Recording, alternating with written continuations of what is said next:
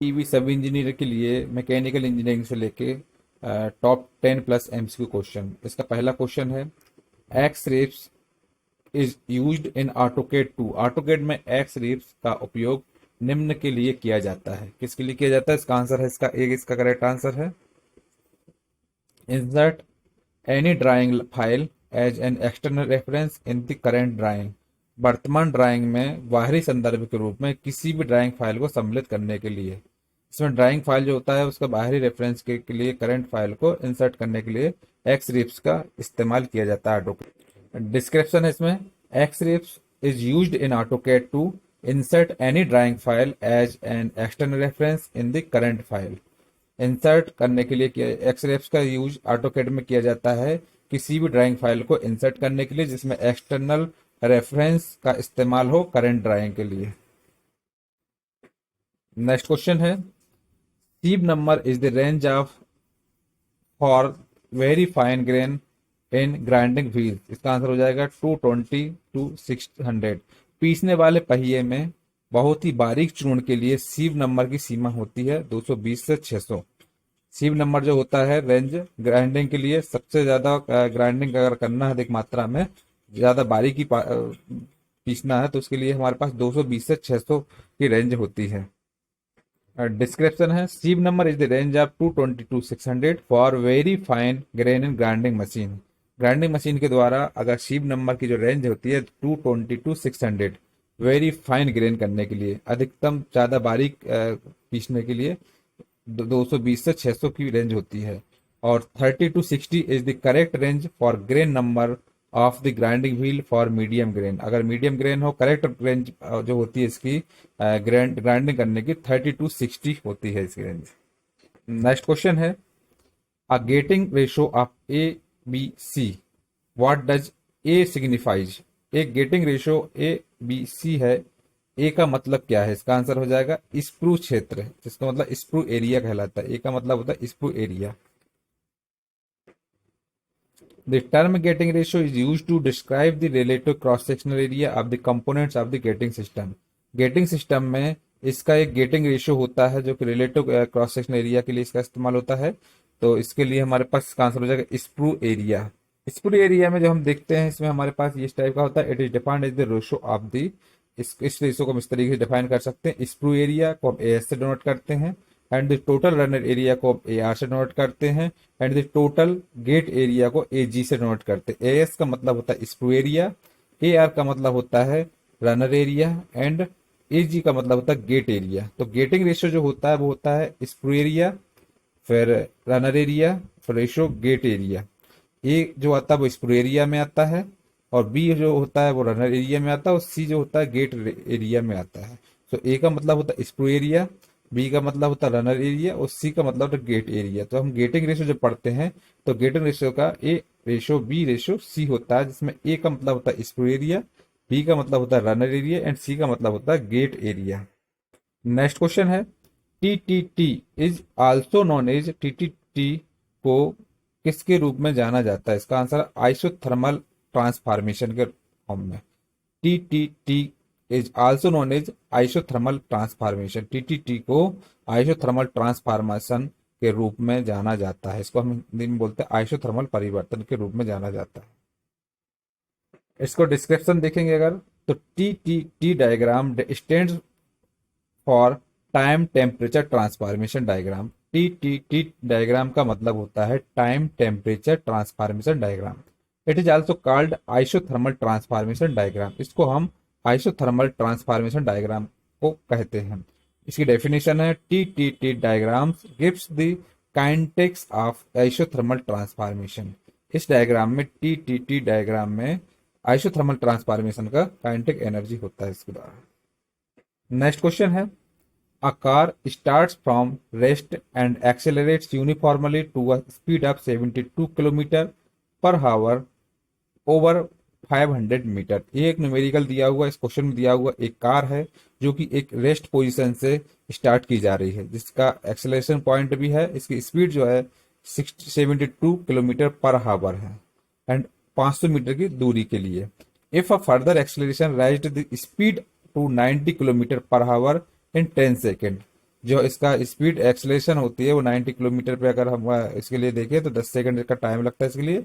The further distance moved by the car is, इसकी distance निकालना। एक कार आराम की अवस्था से शुरू होती है और 500 मीटर तक 72 किलोमीटर प्रति घंटा की चाल से समान रूप से आगे बढ़ती है। यदि एक और तुरंत चाल 10 सेकंड में 90 किलोमीटर प्रति घंटा तक चाल बढ़ती है तो कार द्वारा तय की गई दूरी को निकालना है इसमें। इसका आंसर है 225 मीटर। जो डिस्टेंस है वो 225 मीटर आ जाएगा। इसको कैसे सोल्व करेंगे इसको देखेंगे। इसमें जो डायग्राम दिया हुआ है, डायग्राम में हमारे पास जो U1 है वो इनिशियल कंडीशन है, मतलब स्टार्टिंग पॉइंट है। Starting point U1 equal to 0 से, मतलब स्टार्टिंग स्थिर अवस्था से शुरू हो रही है। V1 हमारे पास आता है 20 मीटर पर सेकेंड। V2 आता है 90 किलोमीटर पर सेकेंड। ये हमारे पास दिया हुआ, जैसे कि हमारे पास दिया था, ये U1 है, इनिशियल कंडीशन है, तो U1 इक्वल टू 0। V1 पहली जो वेलोसिटी था हमारे पास, वो स्पीड दी हुई थी 72 किलोमीटर पर हावर। तो हमारे पास इसका अगर किलोमीटर पर हावर को अगर मीटर पर सेकंड में कन्वर्ट करते हैं तो 5/18 से इसको मल्टीप्लाई करते हैं। तो 5/18 करेंगे तो 72 इंटू 5/18 तो आ जाएगा 20 मीटर पर सेकेंड। इसको अगर कैंसिल करेंगे तो 20 मीटर पर सेकेंड आ जाएगा। एस इसका दिया हुआ है 500 मीटर। तो हमारे पास जो डिस्टेंस है वो कितना, 500 मीटर। तो U1 इनिशियल कंडीशन से पहले V1 इक्वल टू 20 मीटर पर सेकेंड के लिए करें तो 500 मीटर की इसकी डिस्टेंस है। लेकिन अब दूसरे के लिए अगर देखा जाए तो इसकी स्पीड जो है हमारे पास 90 किलोमीटर पर हावर है, दी हुई है। इसका अगर हम कैलकुलेटर करेंगे तो किलोमीटर पर हावर को मीटर पर सेकेंड में तो 5/18 से मल्टीप्लाई करेंगे तो 25 मीटर पर सेकेंड आ जाएगा। V1 की वैल्यू निकाली है, उसी टाइप से V2 की निकालेंगे। फिर हम लगाएंगे ये वाला formula, V2 equal to V1 plus 80, समीकरण लगाएंगे ये। तो V2 की वैल्यू हमारे पास ये है 25, तो 25 रख दी। V1 हमारे पास 25 तो 20 रख दी। और A इंटू टाइम जो हमारे पास दिया हुआ 10 सेकेंड दिया हुआ था क्वेश्चन में, तो T की जगह पे 10 रख दिया। तो इसको सॉल्व किया तो A इक्वल टू आ गया 0.5 मीटर पर सेकेंड स्क्वायर। अब इसकी काइनेटिक एनर्जी के लिए अगर देखें तो काइनेटिक एनर्जी के लिए हमारे पास ये फार्मूला लगता है, S इक्वल टू डिस्टेंस निकालना, S equal to V1T plus 1/2 AT square. Second समीकरण है ये, गति का दूसरा नियम है ये, V1T plus 1/2 AT square. V1 की जगह पे 20, T टाइम इसका 10 है, प्लस 1/2। A जो है एक्सेलरेशन 0.5 है, ये निकाला हुआ है। और T हमारे पास 10 है टाइम, और इसका स्क्वायर कर देंगे। इसको अगर सॉल्व करें तो आ जाएगा 20 इंटू 10 का आ जाएगा 200। 1/2 इंटू इसको करेंगे तो 0.25 इंटू 100 आ जाएगा। इसको सॉल्व करेंगे तो 200 प्लस 25 तो 225 मीटर आ जाएगा। तो इसकी जो डिस्टेंस आ जाएगी 225 मीटर आ जाएगी इसकी डिस्टेंस। इसको हम टिक लगा, तो इसका आंसर आ गया हमारे पास 225 मीटर। तो 225 मीटर को इसको मार्क कर देंगे। नेक्स्ट क्वेश्चन है, a simple gear train has 3 gear wheels. The first gear has 20 teeth, second gear has 10 teeth and third gear is 40 teeth. एक सिंपल गियर ट्रेन है जिसमें 3 गियर का इस्तेमाल किया जा रहा है। पहला गियर का जो नंबर ऑफ टीथ है वो 20 है, सेकंड गियर के नंबर ऑफ टीथ 10 है, थर्ड गियर के नंबर ऑफ टीथ 40 है। The speed ratio of third gear to first gear and the direction are respectively. इसमें आपको निकालना, स्पीड रेशो निकालना है थर्ड गियर से फर्स्ट गियर के लिए स्पीड रेशो निकालना। तो इसमें हिंदी में दिया हुआ आपके पास, एक साधारण गियर ट्रेन में 3 गियर के पहिए हैं। पहले गियर में 20 दांते हैं, दूसरे गियर में 10 दांते हैं और तीसरे गियर में 40 दांते हैं। तीसरे गियर का पहले गियर के चाल का अनुपात और दिशा निकालना है आपको। इसका सॉल्यूशन में इसका आंसर आ जाएगा आपके पास 1/2 एंड सेम डायरेक्शन, 1/2 और समान दिशा आएगी। कैसे आएगा इसको हम देखेंगे। ये इसका डायग्राम है सिंपल गियर ट्रेन का। सिंपल गियर ट्रेन में हमारे पास एक पहला गियर दिया T1, पहला गियर है, फिर ये दूसरा गियर है और ये तीसरा गियर है। पहले गियर में नंबर ऑफ टीथ 20 है क्वेश्चन में दिया, और सेकंड गियर में नंबर ऑफ टीथ 10 है, और थर्ड वाले गियर में नंबर ऑफ टीथ 40 है। पहला वाला ड्राइवर और ये वाला ड्राइवर है हमारे पास। हमको वेलोसिटी रेशियो निकालना है, तो VN input upon N output, मतलब number of teeth on driven gear and number of teeth on driven gear.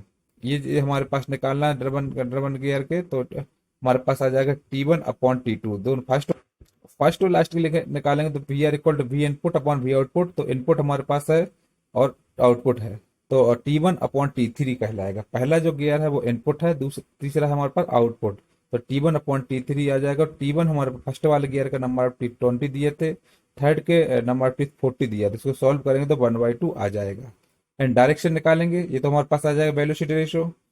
और इसके बाद हम डायरेक्शन निकालेंगे तो नंबर ऑफ गियर जो कि ओड दिया हुआ है, 3 दिए हैं। नंबर ऑफ गियर कितने दिए? 3 दिए हुए हैं। 3 गियर है तो ओड है, तो देन मूव सेम डायरेक्शन, तो इसकी जो डायरेक्शन होगी वो सेम डायरेक्शन रहेगी। अगर ओड है, ओड नंबर ऑफ गियर, तो सेम डायरेक्शन रहेगी। अगर इवन गियर है, मतलब 4 है, 4 से 6 है नंबर ऑफ गियर, तो उसमें डिफरेंट अपोजिट डायरेक्शन रहेगी। इसमें लेकिन ओड है, मतलब कितने गियर है? 1, 2 और 3, 3 गियर है, इसलिए ओड संख्या रहेगी, तो ओड रहेगी तो देन मूव सेम डायरेक्शन। तो इसका आंसर आ जाएगा 1/2 and same direction. Answer velocity ratio आ जाएगा 1/2, और जो डायरेक्शन है उसकी सेम डायरेक्शन रहेगी क्योंकि 3 गियर का इस्तेमाल हुआ। नेक्स्ट क्वेश्चन है, sine bar specification can be expressed in. Sine bar विनिर्देश में व्यक्त किया जाता है क्या? इसका आंसर हो जाएगा A, centre distance between the two rollers and size of rollers. दो रोलर और साइज ऑफ रोलर के बीच की सेंटर डिस्टेंस को निकालता है ये। तो दो रोलर और रोलर के आकार के मध्य केंद्रीय दूरी को कैलकुलेट करते साइन बार के द्वारा। A sine bar is a precision measuring instrument for checking and setting angles. Sine bar एक प्रेसिजन मेजरिंग इंस्ट्रूमेंट होता है जिसके द्वारा हम एंगल को चेक कर सकते हैं। The size of a sine bar is specified by its length. इसकी लंबाई पर डिपेंड करता है। The length of the sine bar is the distance between the centre of the roller. Roller के सेंटर की डिस्टेंस पर इसको डिपेंड करता है इसको। नेक्स्ट क्वेश्चन है, discontinuity in geometry causes stress concentration in machine components. Which of the following is not a method of alleviating stress concentration at corner at a stepped shaft? इसमें ये दिया हुआ ज्यामिति में अंतराल मशीन घटकों में प्रतिबल संकीर्ण का कारण बनता है। निम्नलिखित में से कौन सा स्टेप्ड शाफ्ट के कोने पर प्रतिबल संकेंद्रित को कम करने का तरीका नहीं है? जो कि डिसकंटिन्यू में अगर आप देखो ज्योमेट्री में, तो स्ट्रेस कंसिडरेशन का मशीन कंपोनेंट होते हैं जिसका कौन सा इसमें एलिवेशन नहीं होता है। इसका आंसर हो जाएगा प्रोवाइडिंग फास्टनर, कसनी देना के लिए नहीं होता है। Stress concentration is defined as the localisation of high stresses due to irregularities present in the component and abrupt changes in cross section. Stress concentration को हम इस तरीके से डिफाइन कर सकते हैं, जिसमें हाई स्ट्रेस होता है वो लोकलाइज करता है और ये इरेगुलरिटीज पार्ट के लिए इसका इस्तेमाल होता है। और इसमें जो कि हमारे पास कंपोनेंट्स और एब्रप्ट जो चेंजेस होते हैं। अब इसमें methods of reducing the stress concentration, अगर स्ट्रेस कंसंट्रेशन को रिड्यूस करना है तो उसके लिए हमारे पास कौन कौन सी मेथड का इस्तेमाल होता है? मेथड्स जो है वो है, एक फर्स्ट है providing flat, providing groove, use of multiple notches, drilling additional holes, providing washer. In methods का इस्तेमाल होता है स्ट्रेस कंसंट्रेशन को रिड्यूस करने के लिए। Providing flat, providing groove, use of multiple notches, drilling additional holes और प्रोवाइडिंग वाशर। नेक्स्ट क्वेश्चन है, if an engine is connected to a dynamometer which gives brake output torque reading of 20 Newton meter at 3600 rpm, then the brake। यदि किसी engine को dynamometer से connect किया जाता है तो उसका हमारे पास ब्रेक आउटपुट क्या होगा टार्क का, जिसमें हमारे पास रीडिंग दी हुई है 200 newton metre and 3600 RPM, speed दी हुई 3600 आरपीएम, और इसका जो हमारे पास ये दिया हुआ ये है। यदि चालन बल मापी डायनामोमीटर से जुड़ा एक इंजन जो 3600 आरपीएम पर 200 न्यूटन मीटर की ब्रेक आउटपुट बलागुण रीडिंग करता है तो ब्रेक क्षमता क्या होगी इसका? इसका आंसर है हमारे पास 75 किलोवाट। ये कैसे है? तो इसमें क्वेश्चन में दिया हुआ हमारे पास स्पीड दी है 3600 आरपीएम और टार्क दिया हुआ T = 200 newton metre. Brake power का फार्मूला होता है P = 2π/NT/60। सबकी वैल्यू पुट कर देंगे, 2π × n की जगह 3600 × T की जगह 200/60। इसका आंसर आ जाएगा ब्रेक पावर का 75 किलोवाट। इस तरीके से हम वो निकाल सकते हैं ब्रेक पावर। ब्रेक पावर निकालेंगे 75 किलोवाट आ जाएगा।